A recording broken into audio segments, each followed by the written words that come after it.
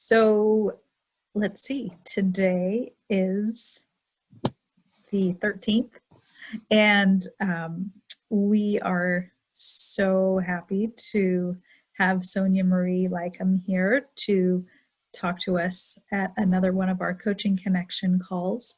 I usually introduce the calls by talking a little bit about positive charge. Positive charge PDX hosts these calls. And for anybody who does not know about positive charge, in a nutshell, our group is a 501c3 nonprofit organization whose primary mission is to amplify kindness. And we do all kinds of projects and events to work toward that mission and to make a positive impact in our community. We usually do our projects and events in person, and due to the pandemic, we've been doing all kinds of events virtually, like this series.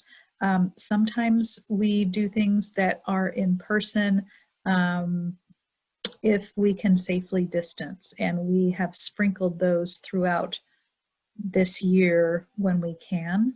And anyway, we are just very thrilled to be doing this series and to welcome Sonia Marie for this really great topic, which we all love, of course. And I'm going to introduce Jordan, who will introduce Sonia Marie so we can start talking about philanthropy. Jordy Lou. Awesome. All right. Sonia Marie works at the Oregon Jewish Community Foundation as the program officer, a graduate of Lewis and Clark College and Portland State University. She also holds a certificate in Holocaust and Genocide Studies from Georgetown University. She currently serves as a member of the Human Rights Commission of the City of Portland. She and her husband own Leikam Brewing, a kosher craft brewery. In that capacity, she serves on the board of the Oregon Brewers Guild and in the Pink Boots Society, an organization empowering women in the beer industry. A wife and mother first, she lives with her family in Southeast Portland. And without further ado, Miss Sonia Marie Leikam. Thank you. So I invite you, if you have some colored pencils and markers, great. If not, you can visualize some things as we get started. But first, a little bit about myself. As Jordan so nicely said, I'm a mom of three, daughter of immigrants, small business owner, focus a lot of my work on human rights. I work professionally in the Jewish community, and my Jewish values shape a lot of how I see the world. And I am a philanthropist, which you would think you have to have a lot of money to be a philanthropist. I am not well off. I am just a normal person. So we're going to delve more into what that means. I'm not Bill Gates. He's a philanthropist. I'm a philanthropist. What do we have in common? Why are we even sort of in the same category as someone that gives back? So we're going to start first with, what is philanthropy? So philanthropy generally is seen as the donating of money. We're going to expand on that because my definition of philanthropy includes more than just giving your treasure, whatever money you have earned, but it's one way that we can make changes in a system, whatever that system might look like, educational system, looking at power dynamics, looking at how we provide social services. And it's a tool like any other way of doing things. One of the things that I sort of want to start off with is, what are the problems that we have with philanthropy? What are the issues that we might need to consider around giving to others, what comes up? Is this a question for us? It is a question for you. Okay, I have one for you. There are so many things that we can list based on our values that we would like to contribute to, but we only have so much in terms of resources to allocate, and we can't give to everyone. And it's really hard to determine not only how many different places to give to in terms of our time and our money, but how much. Do you give a little bit to everybody? Do you give a lot to a few? And how do you rate who to give to? How do you prioritize? Yeah, I mean, that's a huge, huge question. And also, there's so much fatigue. You're always being asked, oh, I want, so-and-so is having a marathon that raises money for ALS. Okay, I'm going to contribute to their run. Or, oh, I've got another, a food bank request. Even when you're at the checkout at New Seasons, they ask you, do you want to round up to give a meal? Like, every time you're being asked. So what other issues besides sort of being overwhelmed with all the demand do you see kind of bubbling to the top? What are some things we have to be aware of when we start to think about how do I want to show up for others in my giving? You touch on it in the slide here a bit, so I'm sure you're going to go off on it more, but making sure that if you are going into a situation trying to help, that you're going in with the right mindset, knowing that you can offer your time or your services or your money, whatever, but knowing what your place is in terms of you're not coming in to save a bunch of people and solve a problem. You're coming in to add another tool to the process. Yeah, absolutely. I think more and more we're realizing that it's not about you as the giver, it's about what the receiver needs. And can you meet that need? And sometimes it's not a good match. Sometimes what you are willing or able to give in regards to your resources may not match with what the organization is in need of. If you can build a website and you go to an organization and say, I'm here to give you a website, and they say, well, we don't need a website. We actually need graphic design work. That's not a match. And sometimes it's better to let go of a particular organization and move yourself into a space where you're able to have more impact than to continue to try to push the organization to accept the gifts that you can give. So that's a hard lesson to learn, but it's important as you sort of think about your journey. So this is a list of some values, and what I invite you to do is to take a look at these and pick maybe 3. What matters to you? What values, what do you value the most? I'm sorry, how many? Like 3 to 5.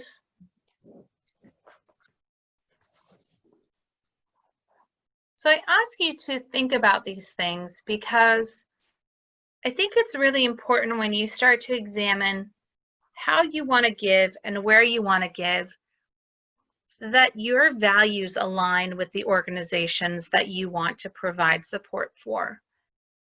So for example, there's some organizations that are faith-based that I won't work with because their approaches to working with folks doesn't embody the inclusive philosophy that I have about life. And it's really important for me to not give to those folks, not because they're not doing good work, but because their values don't align with mine. And I think it's really important that you question and you research where your money and time is going to. so that there's no surprises. And I say this because I believe that the best giving is one that comes from a deep place of yourself, and your values are what grounds you. And so to fully give, you have to really believe in the mission of an organization and really feel like, I'm good with them. I will give them money. I will give them my time. I don't have to control it. I'm empowering them as the folks on the ground to do the work. And I trust them. An element of trust is really, really important when you start to look at different organizations and think about your giving. If you want an account of every single penny that you are giving them, what does that say about you as a giver? You have to trust them. So these are some of my core values. These are my top 3. And as I mentioned, Judaism is a really big anchor for me. So these are sort of grounded in my Jewish faith and tradition. So for me, organizations that I support personally, not the foundation, but myself, there's 3 things that really rise to the top for me. I truly guide all of my giving with the idea that we are all made in God's image and that we must treat others with that dignity. That anyone that you are next to is literally a version of God. And so if an organization or a place is not lifting people up in that way, then they're not a right match for me. And when they are doing that, that's a big sign for me that they're like on it. That they're doing acts out of love. They're not asking for anything in return. That's a big thing for me. There's some organizations that say, well, in order to receive a meal, you're going to need to sit through Bible study. That doesn't fit for me. That doesn't work. That's not an act of love for me. And grounded in justice. The idea that, whatever it might be, environmental justice, social justice, economic justice, that's a big piece for me of where I pull things from. So, like I said, I ask you to look at your values because the next thing I want you to look at is take a little bit of time to draw out what your ideal world would look like, or we can talk about it. What are the issues that sort of bubble to the top? What kind of world would you want to see in an ideal space? We can just talk, or should we just shout it out? Or yeah, just shout it out. What does the ideal world, if you had to draw a picture of the world for you, what would it look like? I would like to see a lot more empathy and equality. I think that's something that definitely, I mean, obviously with everything going on right now, equality is a massive focus, which I think is great that there's so much energy going into that right now. I still feel like there is and always has been a massive lack of empathy on a worldwide scale, and just looking like even just on a nationwide scale. It's easy to be empathetic or have compassion for people within your community or your family. Easy, but should be. But then it seems like the greater the scale you look at of people, the less and less you see that play into people's relationships with one another. Yeah. I would say my world focus right now is on honesty and integrity. And like, for example, I just, the truth in media is really important to me. And so I find that I increased my donation to OPB, the NPR station, because of feeling as though they are at their core about the facts and truth and honesty. So that was something that came up for me. Mm-hmm. Yeah, fake news is it's a big one I'm seeing bubble to the top for many donors. I think in particular, as we're sort of navigating this election season and things are getting even more heated and the pandemic news. Yeah, for sure. What else? Anything else? I think going off of what Jordan said when the slide initially said to draw, and I was imagining how would I draw my ideal world. I was imagining lots of different people from different backgrounds, different colors, different places, all kind of joined together. And not only just like helping one another, but also, if you could paint a picture of people like stepping up to help out another man that may be from a different background, and also not being complacent, which I think jumps off of sort of what my mom said in terms of, all this stuff happening with the election and getting people involved. And that's something that has bothered me lately, is a sense of complacency with some people. So I think also sort of like being intentional about your actions and people really like thinking about the ramifications of various different actions that they may be taking. Mm-hmm. Yeah, definitely. I think, people draw and think about different worlds. For some, it's a place with clean water and fresh air and no pollution. And some people will draw, sort of, Rachel, a little bit more of what you're describing, people of different colors holding hands together. Some people might draw a house and everyone living in a beautiful home. Some people draw happy animals in the fields, jumping around. I think when you take the time to really think about what does your world look like, if you could have it be in any way, it opens the door to think about the complexity of how to approach one thing, right? So you can sort of say, okay, we've got, for example, the truth is a value for me. Truth and honesty really matter to me. A world with truth looks like news being factual.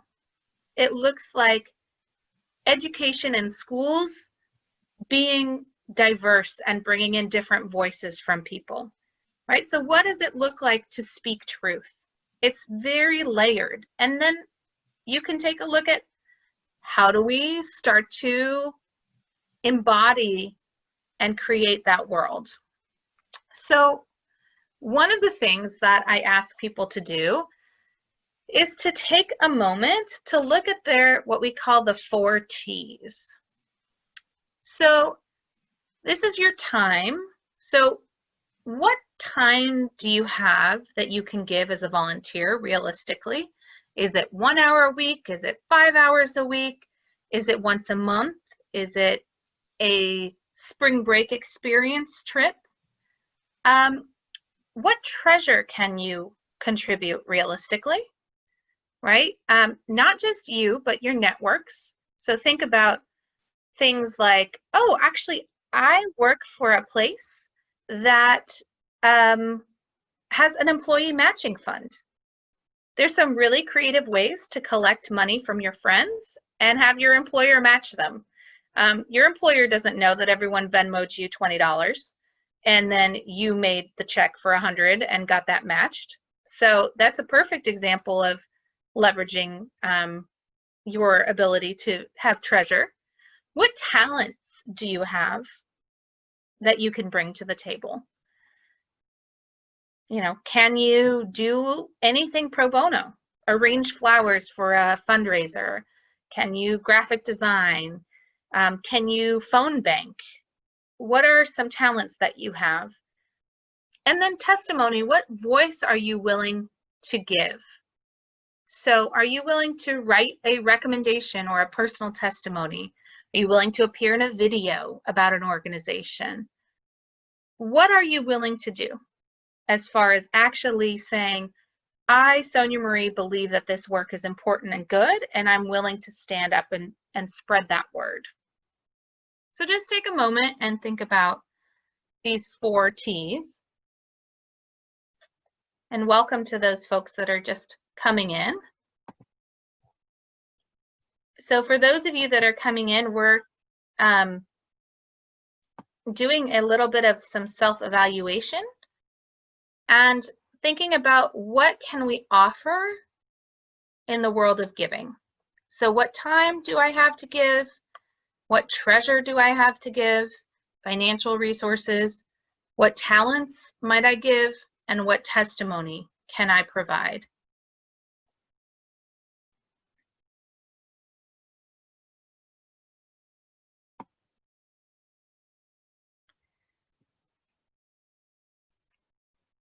So I'll give you another minute or two just to think about this. And you can think super creatively. You know, we talked before the session started, you know, can you sew? Can you sew masks? Can you sew things for animals? That's a talent, that's a skill. Think outside the box. What are people always telling you? Oh, you're such a good blank.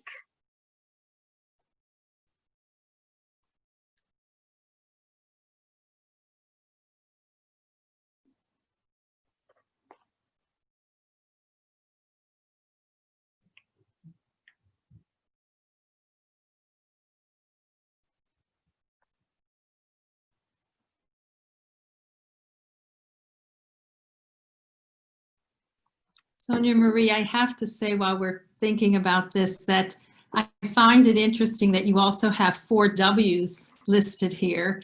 And in terms of developing a board and volunteering as a board member, I just recall always, you know, looking at those 4 W's as making up of a diverse board. So another way of getting involved in an organization in terms of being a board member, and you don't have to always be the one that has the deep pockets to be on a board. Anyway. Absolutely. And, you know, I think when you think about board work, my general thoughts on boards is you usually have about 1/3 of the folks who just check in once a month and write you their check. You've got 1/3 of the folks who might serve on a committee and maybe help with special projects. And then you have about 1/3 of the folks that are really, really invested and doing a lot of the work. And that's just what I've seen over time. I will say that being a volunteer does not replace a financial contribution to an organization. And I say that because organizations rely on your financial contributions, not just for their operating expenses, but also when they're applying for grants. One of the most common questions is, does your board contribute 100% of your board contribute to your organization? So it's not about how much you can give, but I think if you're willing to take the time to really commit to an organization, that also includes a donation of whatever size you feel comfortable with. I think it shows something. Money in this country talks. Money means that something is of value to you. And so when you're really looking to dive in, that's an indication that something is really important to you. And in this world, time and money are pretty much our biggest assets. That's how people see value. So when you choose to place those 2 resources into an organization, I think that shows your commitment to them. And not to say that you can't have really meaningful one-time volunteer experiences, but what I'm talking about is a longer-term giving strategy that is guided by your values. So does anyone have any thoughts on these or want to share anything that might have bubbled up that you didn't think about before?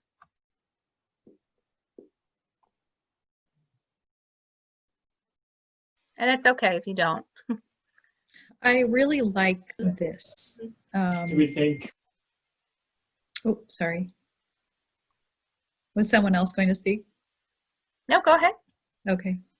I was just going to say I really like this chart and how it really prompts you to think about different things that maybe, like you were saying, think out of the box, try to be creative and think about things that maybe you haven't thought about before. One of the things I just wanted to dovetail on what you were talking about in terms of giving your time and money as a board member or an active participant in a group and valuing people is that one of the things that we do to value participants in our group in positive charge is, and that was the thing I was going to say before, but I was going to wait. One of my things that, one of my values is to value people in whatever way they can contribute to the world. And that is to recognize that, and that is to acknowledge that. And that is that if somebody, somebody is very creative and they would like to contribute that. If someone has a lot of time to help with, administrative skills, if somebody has money, if somebody has, whatever it is, we don't make a requirement that anybody contribute financially, because we value the time, the effort, the skills that anybody has to contribute, because everyone and everything is important to us. Yeah, and I think too, one thing, I was having a conversation today with a development director who was really frustrated with her boss, because her boss wanted the donors that gave less than $100 to have a different thank you letter than donors that gave above $100. So for donors above $100, this executive director had requested that her development director say, "Thank you for your generous gift." And for donors under $100, she had requested that her development director change the letter and say, "Thank you for your kind gift." I don't feel like you get to stand in judgment of what it means to be generous. That is not your place. 5% of what Bill Gates can give is way more than I could ever give probably in my lifetime. It is not about the money as far as the amount. It's about what feels most generous to you. And I was stunned that they were even having that conversation. I mean, also kind and generous gift would have been just fine. But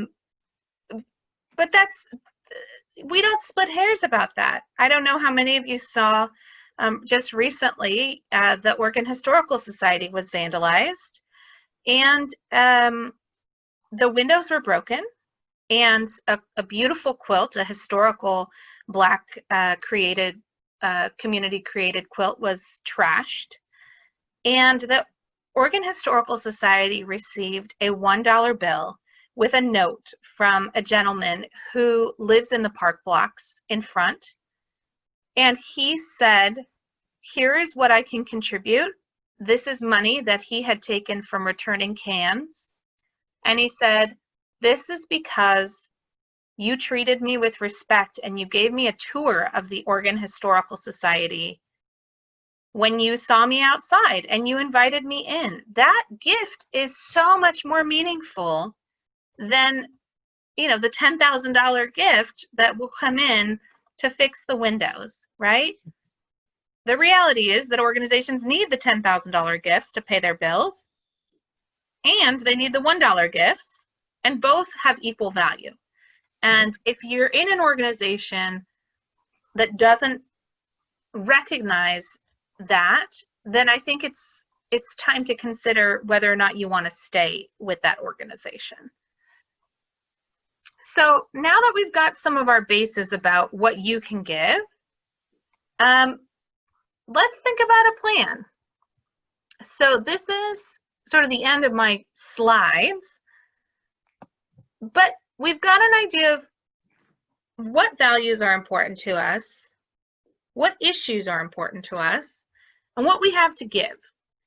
So what I want to invite each of you to share is, what could a potential plan for increasing your giving look like, realistically? One of the things I was looking at with, looking at specifically what I can do and what I can contribute was trying to see how that might change throughout my life. Right now as a student versus in the future with an established career or, bigger savings account. But yeah, looking at that and how that can all change over time, and how one of the things that I find to be, I would say, almost an easy way of doing it without it being easy, but just a way to kind of start it off, is specifically looking at financial contributions with, your paycheck coming in, and automating a certain percentage of that, even if it's like 2% or 5% of your paycheck, whatever it is, to go into a specific giving account. So that even though it's just a little bit, you're doing that with each paycheck, and then you pick like every 6 months or so, you check in with it and you say, okay, where am I going to bring this? Which organizations, like you said, which are going to match my values, and which do I feel like I want to contribute some of this money to? And then over time, once I do have more of an established financial presence in the world, being able to adjust that number and adjust that process so it's on a bigger scale. Yeah, that's awesome. One of the things that, Sally brought up at the very beginning is, is it better to give to a lot of places a little bit of money, or to give a big sum to one place? And I think that that's a personal preference. One of the things I invite you to do is to think about, where have I been giving? Like, if you sat down and actually made a list of, where am I giving? What most people will find is that we end up doing a lot of giving that we don't intend to do. Meaning, a friend posts a GoFundMe for someone and you contribute $15. Or, like I was saying, you're at New Seasons and they ask you to round up your donation to feed someone. Now, I'm not saying any of that is bad, but what I'm asking you to do is to think about intention with your gift. If you were to kind of take all those little gifts and track them for a while, you'll actually see that you probably have more money to give than you think. It's just about being intentional. And what I have found is that about 30% of the gifts that you make are because someone asks you to make that gift, right? Like, will you support Raphael House of Portland for, like, my friend is the board chair. Will you come to this event? Will you raise your paddle? Will you buy something from the auction? You may or may not actually agree with that organization's mission, but it's a good cause, and so why not? My friend asked me, right? Another chunk comes out of obligation, right? I've always given to this place, therefore I'm going to continue to. Or in my case, I give every month to my synagogue. It's partially out of obligation. I feel a sense of responsibility to maintain that institution. Some folks will give, because my, in honor of my parents, they always did this, and so I do it. And if you think about it, a small percentage of your giving is actually because you're passionate about that. If you really track it, and I invite you to do that over, 6 months of time, it's kind of incredible to reflect on your giving. And little gifts are just fine. Little gifts to lots of places, if that's what you're called to do, that's amazing. And if you can save up your money and make a larger gift and have a more significant impact, that's a different approach. And that's an amazing way to really see your dollars translated into a concrete, larger thing, my recommendation is that as much as possible, you give to general operating expenses. You trust the organization to do with the dollars what is best.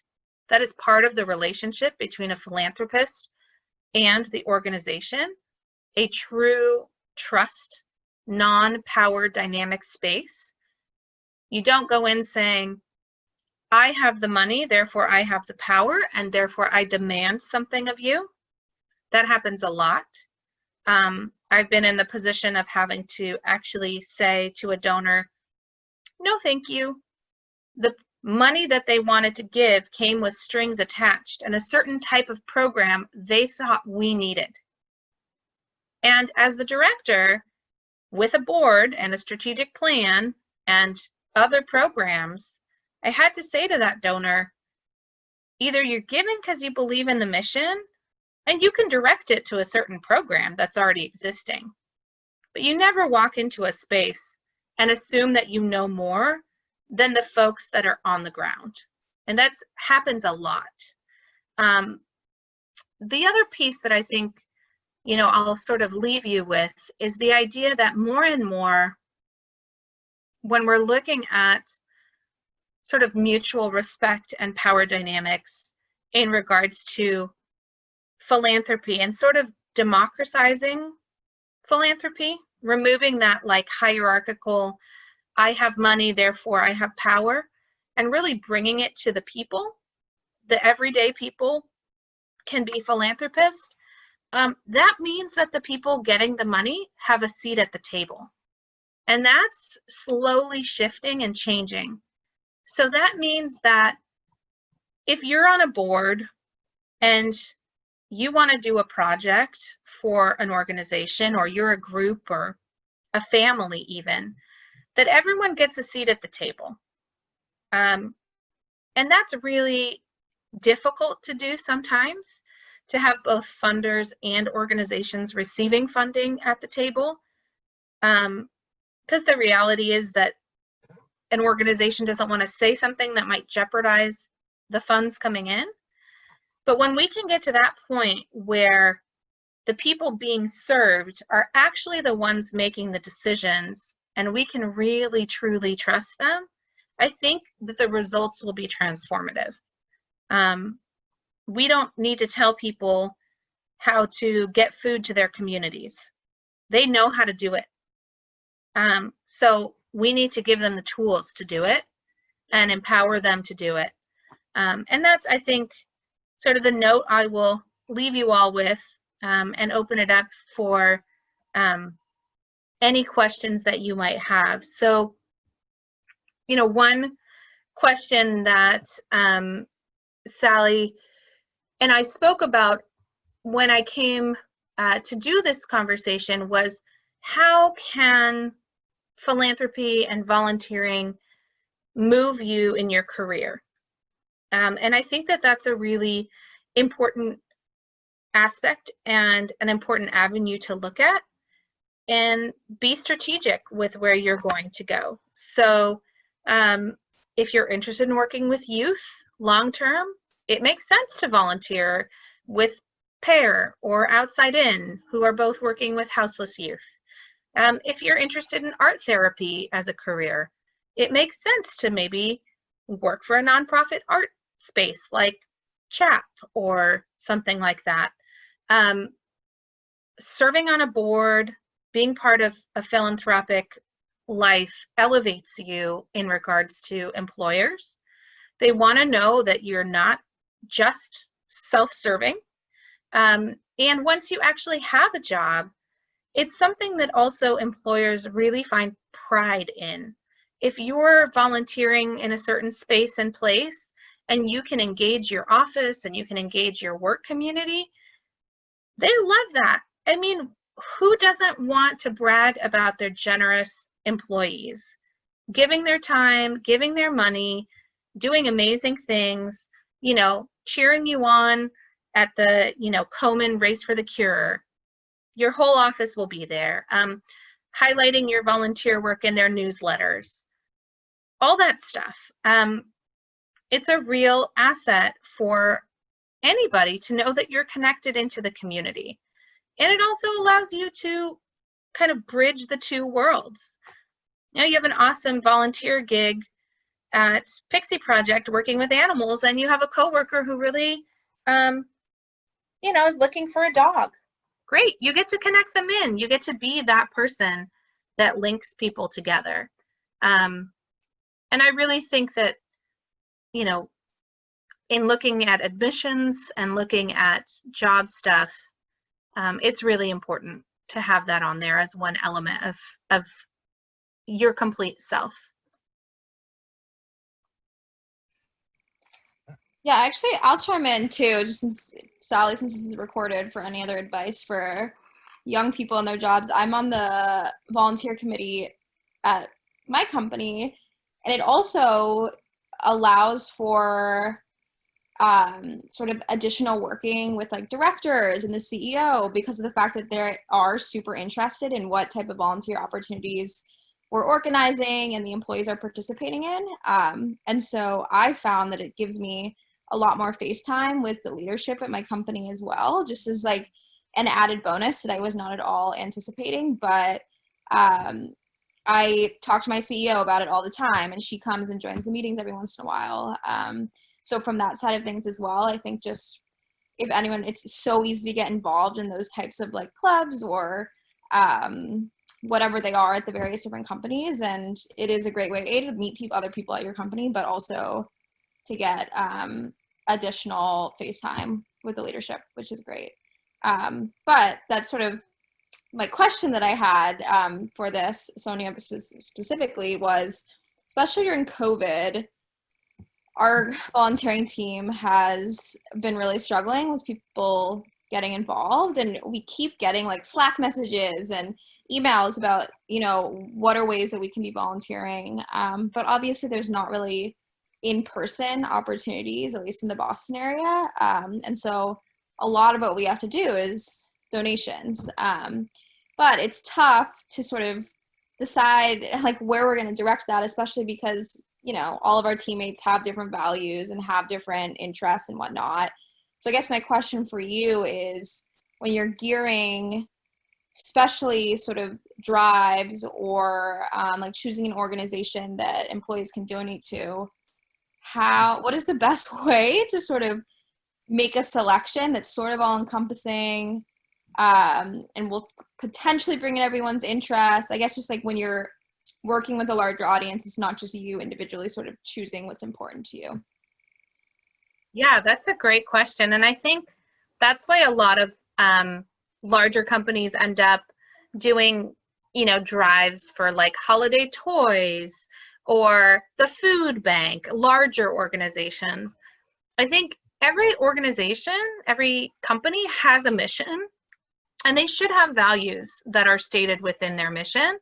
And they also should have some goals. So whether it's, some equity goals related to moving dollars or, sort of amplifying BIPOC voices, for example, is a big thing right now. We're doing a lot of work in equity. I think if you can connect a project to your company's overarching goals, maybe you work for an accounting firm and financial literacy is something that people can get behind.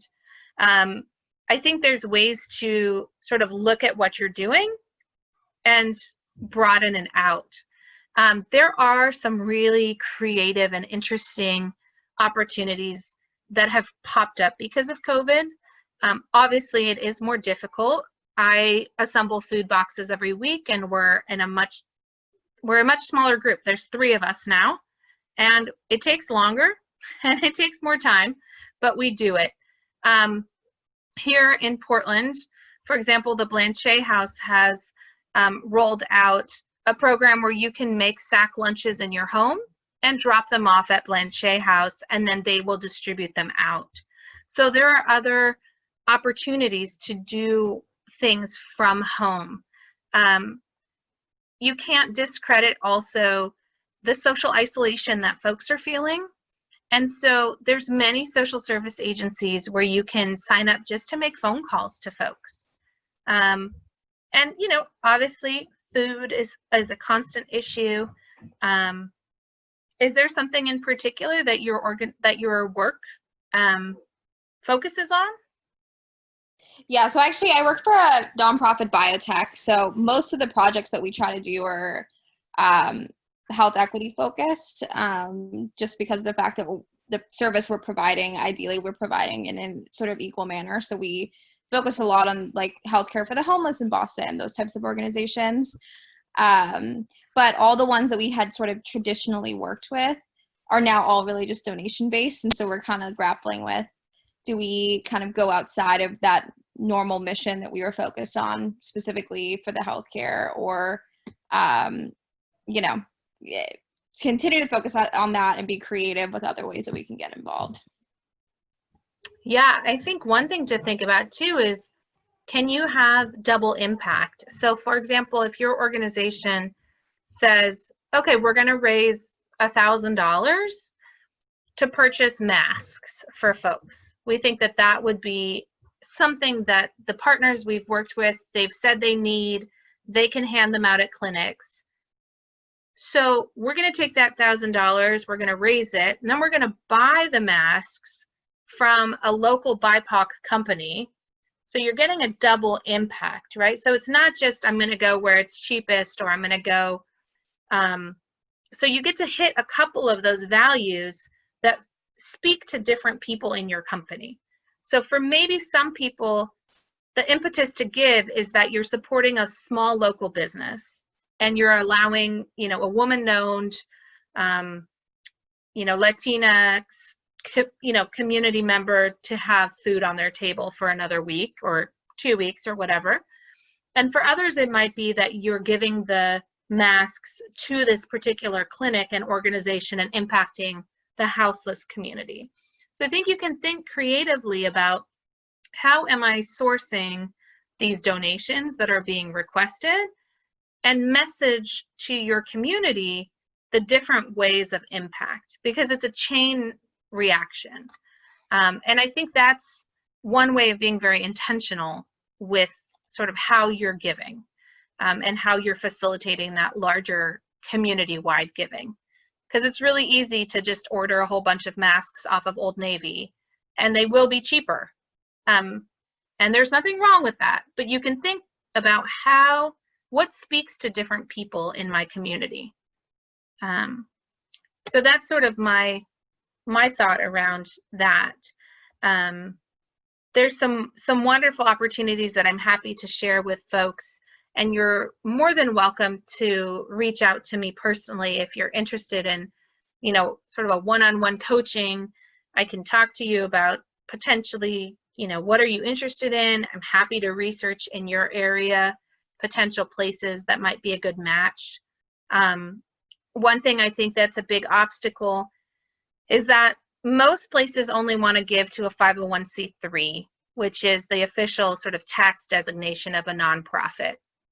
But I think if you're able to shift some of the culture within your workplace to also give to some more grassroots organizing that's just getting off the ground and doesn't have their legal sort of paperwork done, that's also a really rewarding experience to be able to sort of empower folks, especially right now during COVID, that are simply getting food together and feeding folks on their own.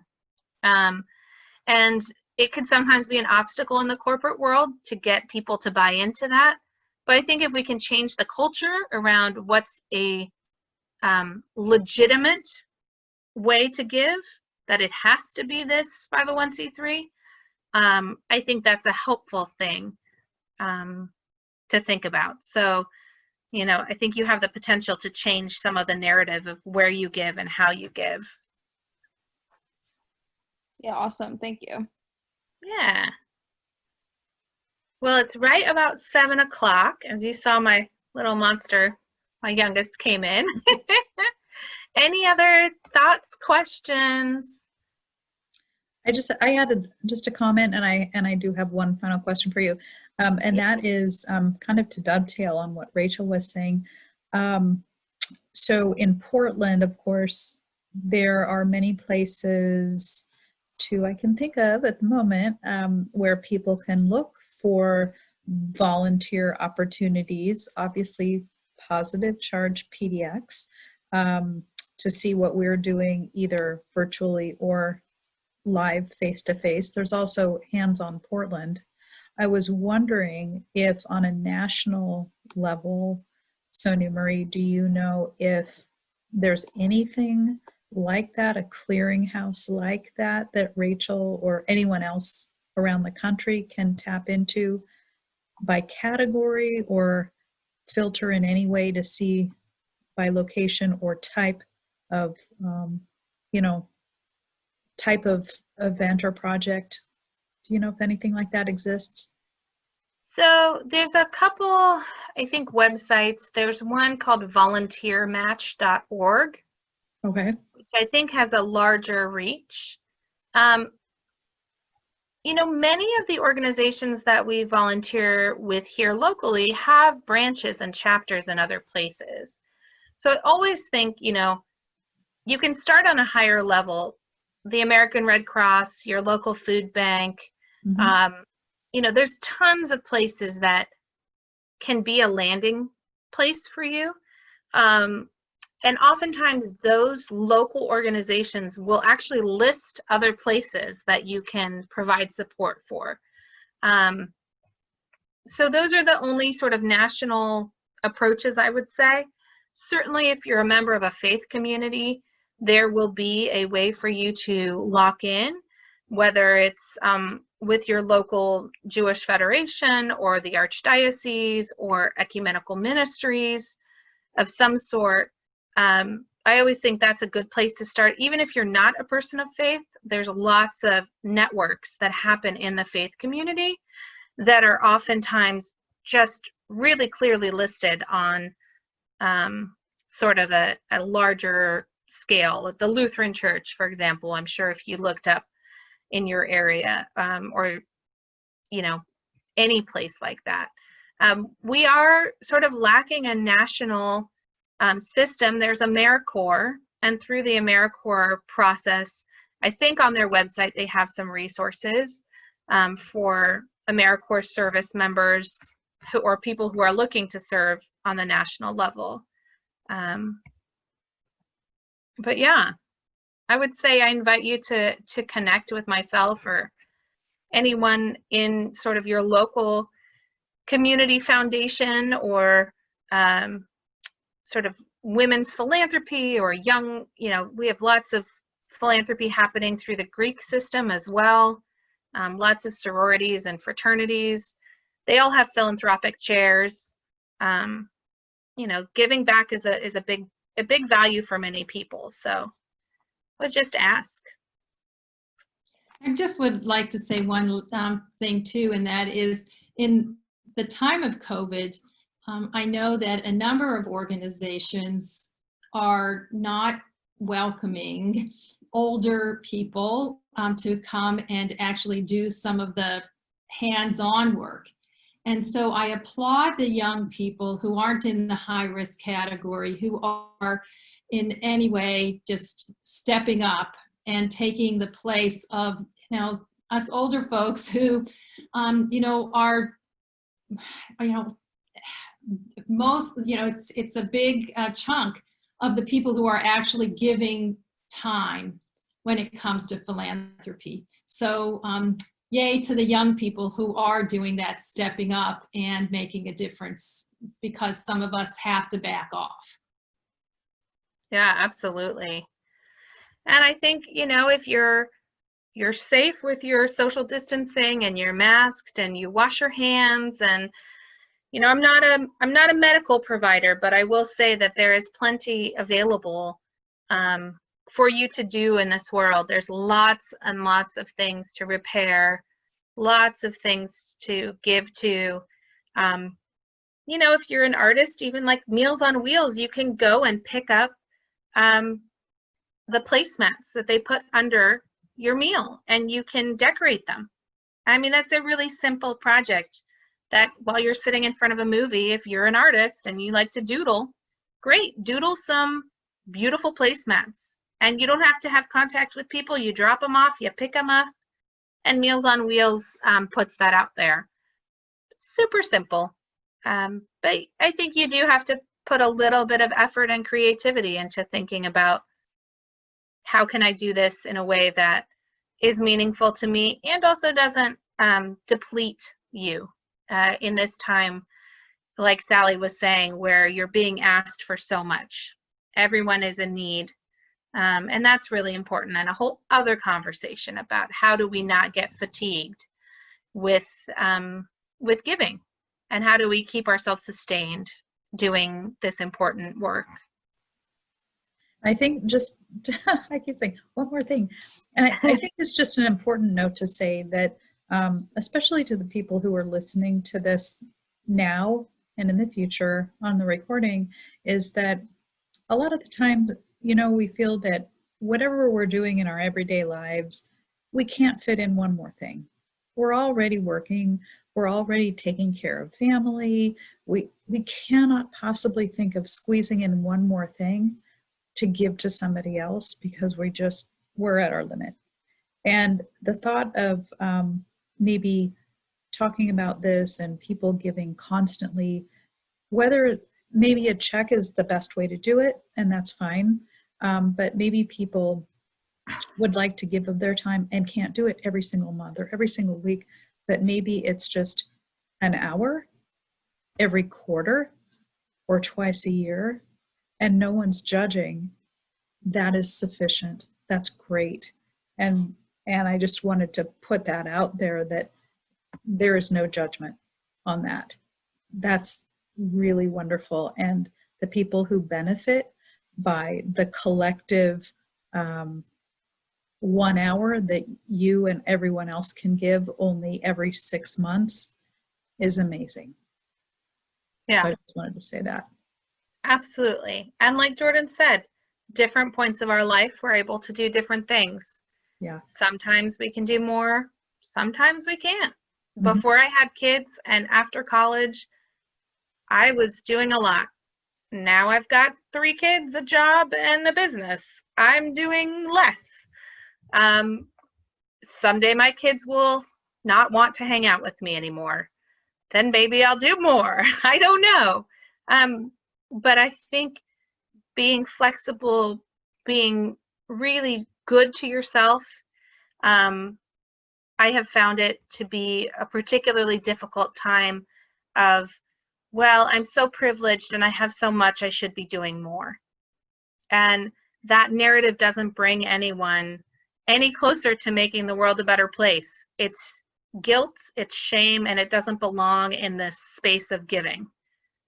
You do what you can with the time and the resources you have, and that's enough.